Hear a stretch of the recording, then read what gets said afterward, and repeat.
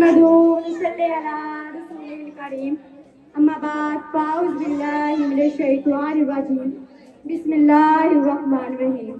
جناب صدر مودی سازہ کاروں میرے عزیز السلام علیکم. آج میں ان ہستی کے بارے میں بات کروں گی جو نواسہ محمد صلی اللہ علیہ وآلہ وسلم حضرت علی اور فاطمہ الزہرا کے صاحبزادے یعنی امام حسن اور امام حسین. جناب والا امام حسن حضرت علی کے پہلے بیٹے یعنی سب سے بڑے بیٹے تھے. ان کی ولادت رمضان المبارک میں 4 ہجری میں ہوئی. ان کی ولادت بعد کی خبر سن کے نبی کریم صلی اللہ علیہ وسلم ان کے گھر گئے اور آپ کے لیے دعا فرمائی اور آپ کا نام حسن مشتبہ رکھا. جانے والا ان کی زندگی بہت آسان تھی, بہت اچھی تھی. انہوں نے صرف اللہ کا ہی نام لیا.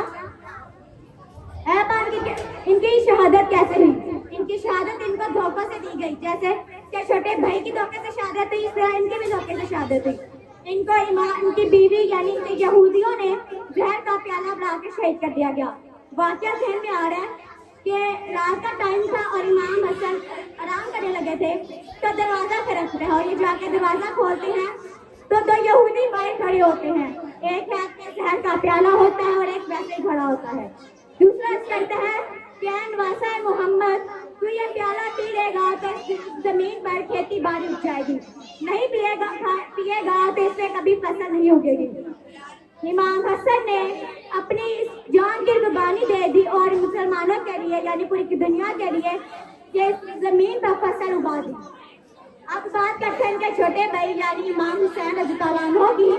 ان کی ولادت باسعادت شبان میں 4 ہجری کو ہوئی.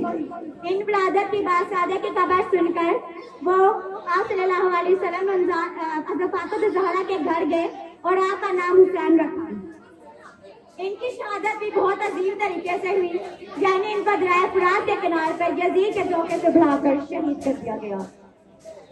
یزید نے تو سوچ لیا تھا کہ میں فتح کر چکا ہوں, یعنی میں پوری جنگ جیت چکا ہوں, بٹ وہ جیتا نہیں تھا. وہ اپنی پوری زندگی ہرا چکا تھا, اس نے اپنی پوری نسل کے لیے لعنت چن لی تھی.